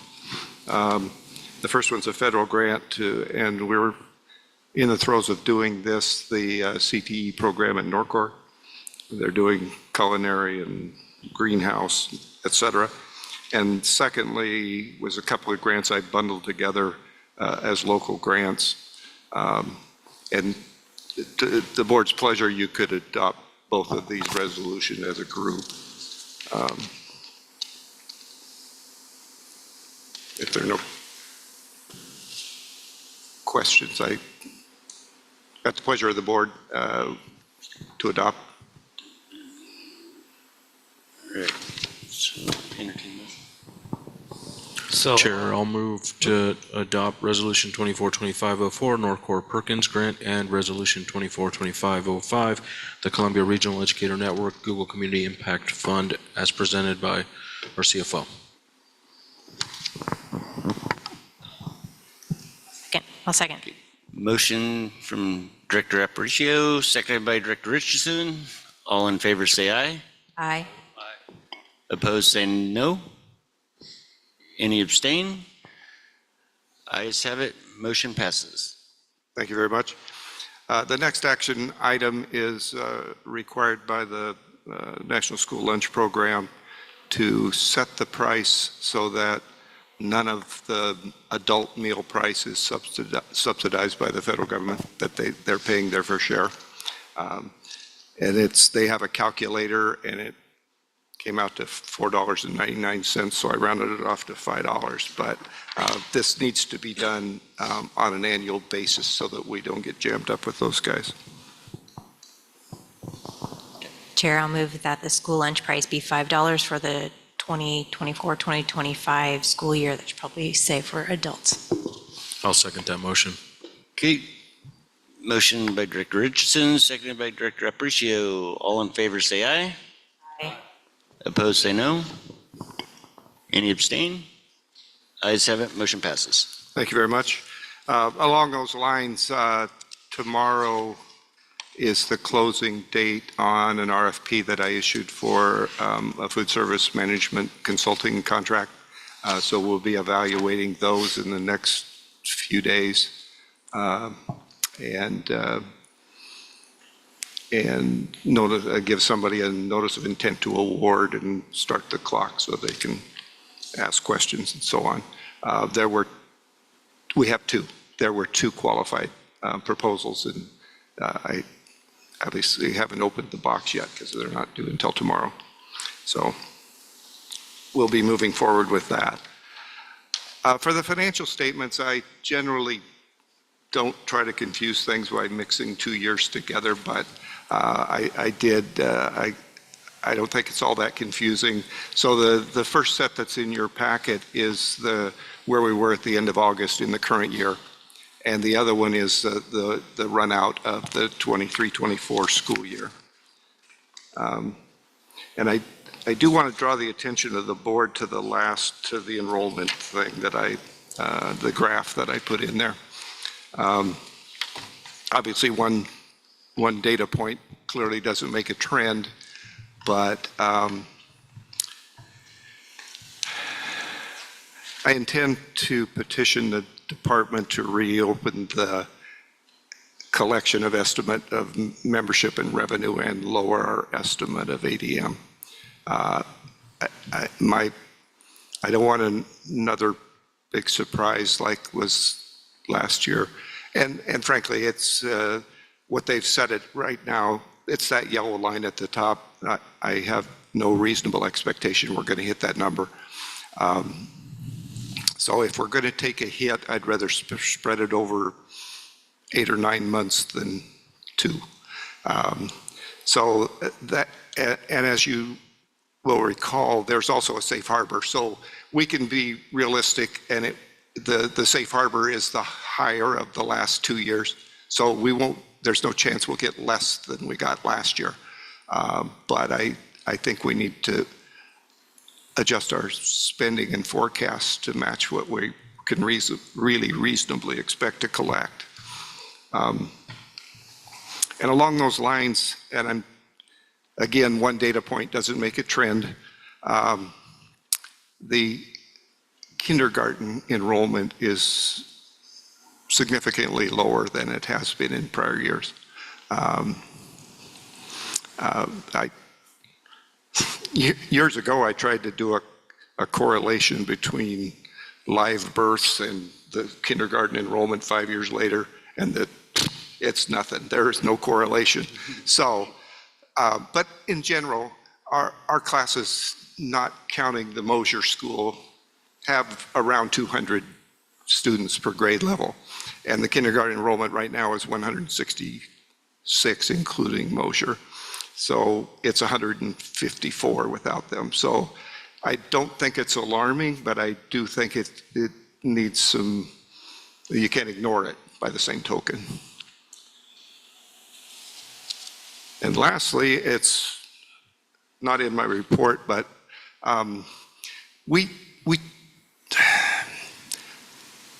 our vehicles in this district are not brand new. And so we try to set aside a vehicle replacement fund and put $25,000 a year. That used to kind of work, but now it takes you 2 years to have enough money to do anything. So I'm trying some reverse psychology. We identified and purchased a 2022 3/4 ton Dodge pickup that's outfitted. It has utility boxes already built on it and a lumber rack, but it also has all of the brackets and the controller to run a snowplow on the front.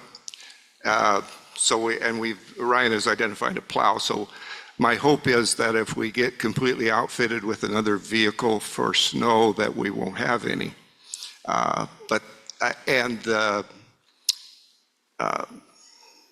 The head, William, that's the head maintenance guy, he's claimed the truck and he's got a place to put all his stuff, and he does a lot of traveling between the buildings, so it's going to be very usable and workable, and hopefully we don't need to ever put the plow on it.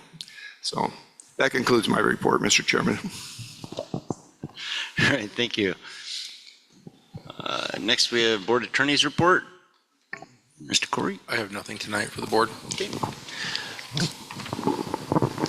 Next, we have the discussion to identify board goals for the 24-25 school year. Director Richardson? Thank you. We'll try to be quick with this. Everyone has seen the proposed goals for the school board for this year. They're in your packet, the colorful spreadsheet. The yellow sticky notes are the 5 ideas that we came up with, and I asked you to take a look at those last board meeting, hopefully think about them, and then we'd like to select 3 of those, unless someone's really passionate about a 4th one, to be our goals for this year. So here's my proposal to gain consensus, and then we can make a motion to adopt 3. I can review all 5 of them, and then what I'd like to do is just do a quick fist to 5 of your favorites. And 5 means you really like a goal. 3 means you're lukewarm. 1 or a fist means no way, I don't want to do that goal. And we'll try to see what we want to do for the year. So the first idea was to have everyone complete the bronze level certification in the Leadership Institute. That's free training. Oh, thanks, Robin. That's a free training with OSBA if you haven't had it. So it's definitely a SMART goal. It's accomplishable, but you'd each have to commit to doing that.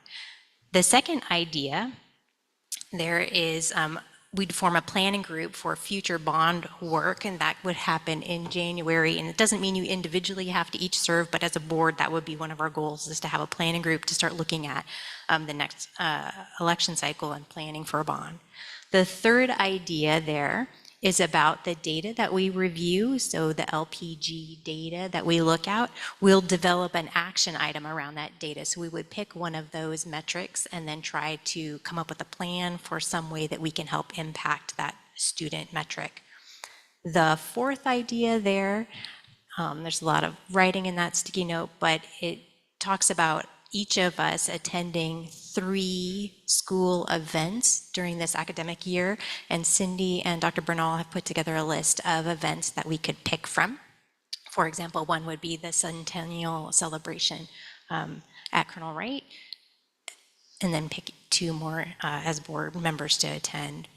The final one there is we would pick a policy that we were considering and do a deep dive, either ask for an expert to come speak to us about that topic, or a literature review, or another school district that has adopted a similar policy, and have them come and inform us so that we can deliberate with some informed decision-making on that. So bronze level certification, planning group for future bond, data action item, school events, or a data dive on a policy. Any questions about any of those ideas? Yeah.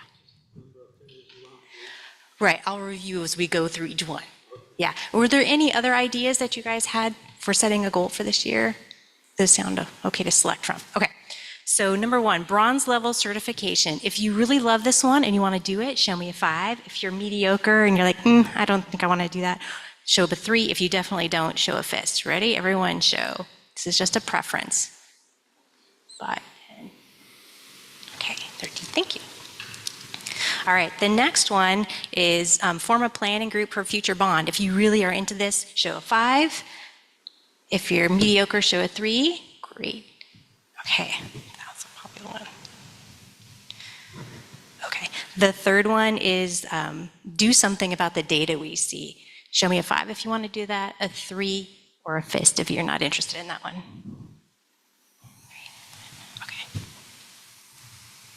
Okay, the fourth one is school events. So if you want to commit to attending 3 school events this year, what do you think, Dana? Oh, that's a popular one. Okay. And the last one is a data deep dive on an informed policy. And I guess that one depends on us having a policy that has some information to review. But if you really want to do that, raise your 5. Cool. 3. All right, thanks everybody. So it looks like the clear leaders are planning a group for a future bond. That would be a goal that we'd set for this year. Look at an action item that is related to data from one of the LPG metrics, and we're going to commit to attending 3 school events each. Those would be our 3 goals. And I think, do you need a motion or do we just agree on those as our goals? We don't need a motion. Does everybody feel good about those 3 goals? Thank you.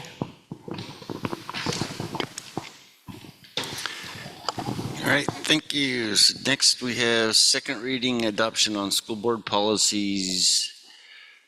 First one's policy JGA, corporal punishment.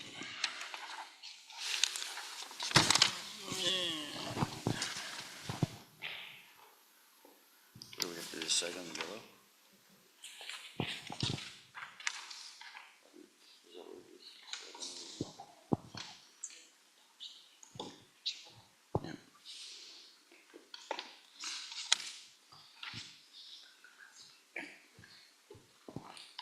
Chair, I'll move to adopt the policy titled Corporal Punishment JGA as presented in the second reading.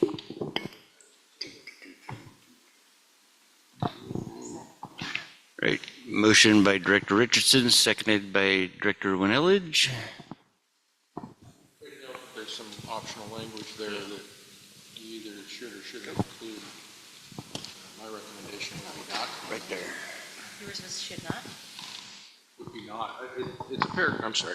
It's a paragraph that deals with parents and guardians using reasonable physical force. That really has nothing to do with board operation. That's an individual choice within a family. I don't think it's our purview to legislate that in a policy that the board has.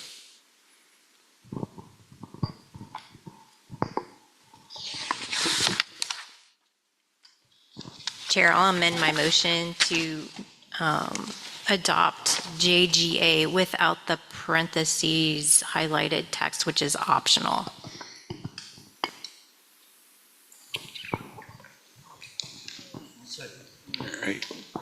Right. Motion by Director Richardson, seconded by Director Nelson.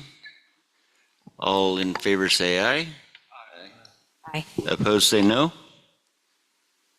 Any abstain? Ayes have it, motion passes. Next, we have policy JHCCF head lice. Same thing, it's got the yellow highlight.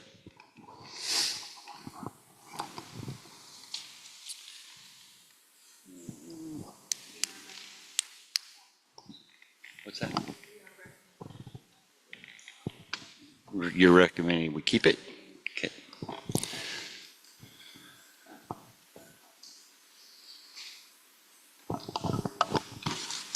Chair, I'll move to adopt policy JHCCF, pediculosis head lice, as presented with the highlighted bracketed language kept.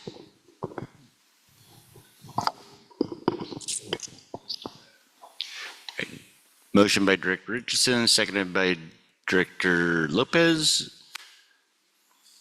All in favor say aye. Aye. Opposed say no. Any abstain?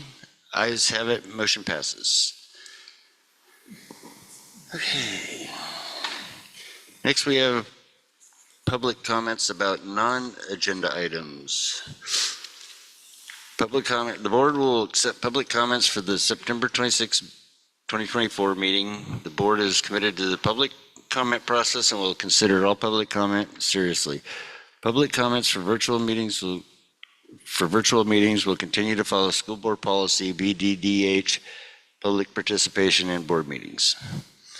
Anyone wishing to sign up to speak for public comments section of the agenda should follow board policy BDDH, which states a person speaking during a designated portion of the agenda for public comment may offer objective criticism of a district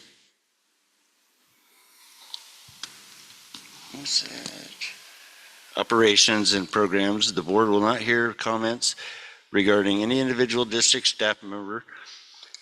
The board chair will direct the visitor to the procedures in board policy, what is it, KL? Complaints for consideration of a legitimate complaint involving a staff member. Accommodation involving a staff member should be sent to the superintendent, who will forward it to the employees, a supervisor, and the board. The board requires or requests that public comments add information or a perspective that has not already been mentioned previously, and the patron refrains from repeating a similar point. We have two tonight. First, we'll have Jennifer Dewey.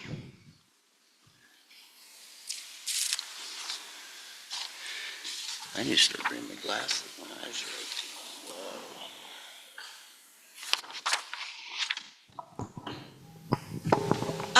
I wasn't planning on speaking, but because I didn't think I was going to be here. But honestly, it's been weighing on me, and it was important enough that I canceled my prior commitment. And so I came because I'm real concerned about the level or the amount of upper level classes we have. And even not so much upper level, but just upper level from base. I'm going to give you a little background of why it's on top of my list. So a couple years ago when we had COVID, everybody was online. Then we came back to school, and my son, I think, was in like 7th grade at that time. He tests out high in math. So he was high in math at that time, and he was going to have to take a class up at the high school because they didn't have it at the middle school. So they accommodated him, and there was a whole group of them that went up to the high school for math. And that was fine. I went and talked to the counselor at the time and said, okay, we need to, if he's going to take class up there, I'd also like him to take language because they didn't offer a language in the middle school. After hearing that we have a dual lingo program and you can't even get a language class in the middle school, that's a problem. The other thing is when I went up there, because the bell systems are different, it was going to be an issue because the timing for the classes is different. So I requested to do it anyway, and it didn't go anywhere. So what happened, because the timing overlaps another class, he came back and got put in as a teacher's aide in a class for one, and there's only 4 classes. So when he did that, he then had 3 classes.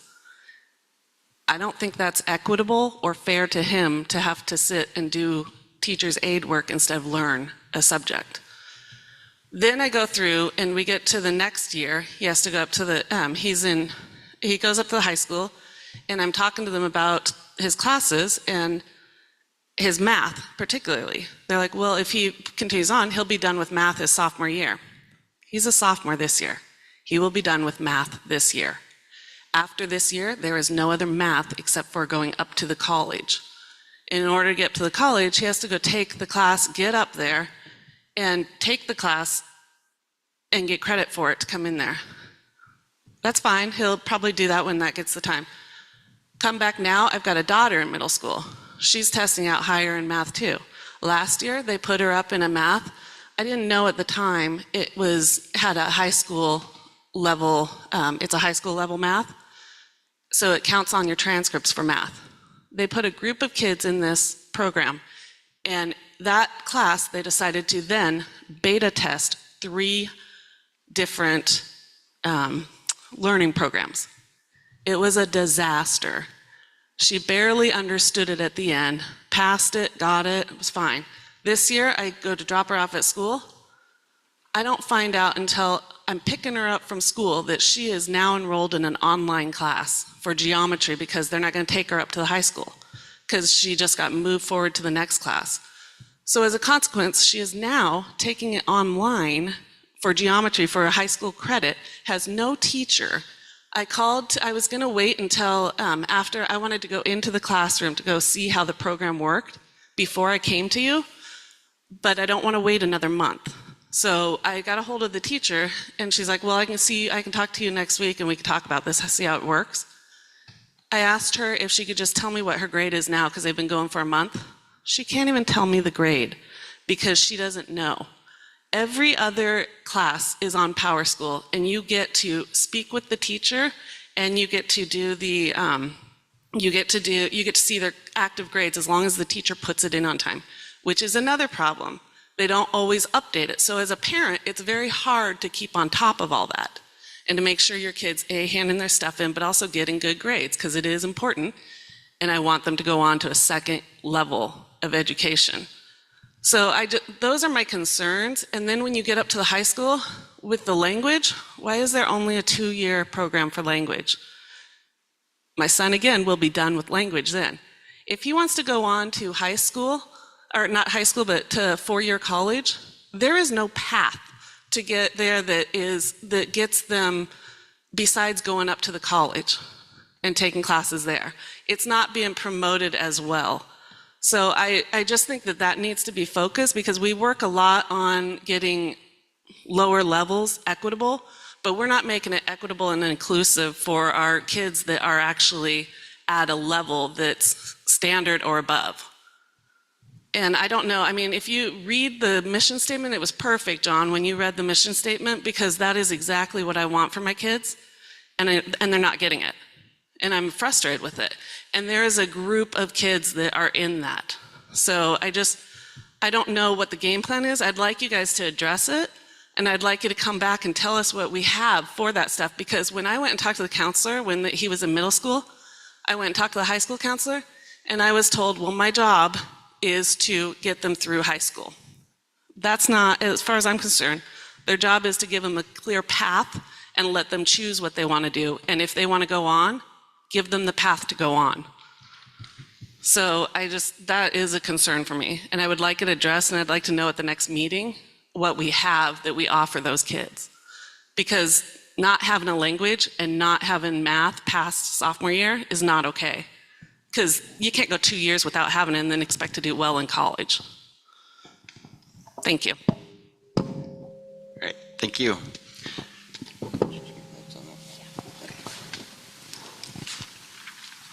Next, we have Amy Schwartz.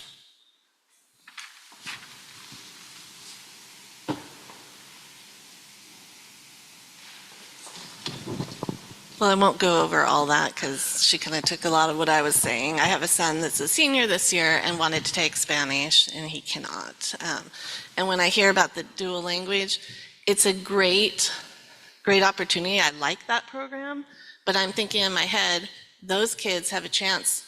I mean, if you start at first grade, you go all the way up through grade school, and then you get 2 years in high school, they'll have a chance to get 7 years of Spanish, whereas mine could only get 2.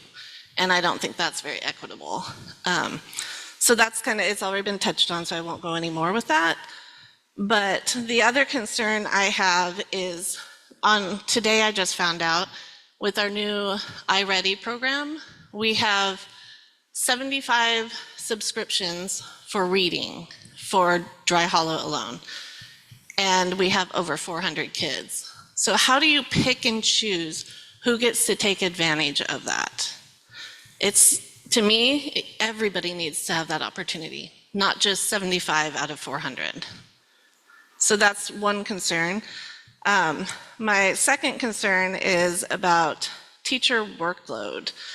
We have a ton of workload, which isn't abnormal, but when I look at our more staffing at the admin level, admin offices, all of those were done because they were having a huge workload, and I get that, but it made their load a lot lighter. What are we doing for our teachers? We seem to be piling it on where they have less teachers now. We have more, which directly affects the classroom size, which directly affects the classroom behaviors, and the teacher's workload goes up. I will give you an example of my workload. I go into work, the last couple days I've been at work at 6:30 in the morning. I leave there 5:30 at night. That is not abnormal. And that's just me making parent contacts, behavior documentation, getting ready, figuring out 3 new curriculums, and then trying to plan something else that we don't know. But anyways, my question to you is, admin and admin offices, their workload is getting way less. Well, not way less, but it's lessened because we've got more of them, and which we need it. But we've substituted our teachers and taken away from their less teachers, made their workload more. Something has to give. The other part is in everything we do as a board, as a school, in the back of our head, we should be thinking, is this best for the kids? If the answer is no, don't do it. Everything we do should be what's in the best interest of the kids. Whether that's, challenging kids, giving them that opportunity to get higher, or helping those move them up. So those are my concerns, but thank you. All right, thank you.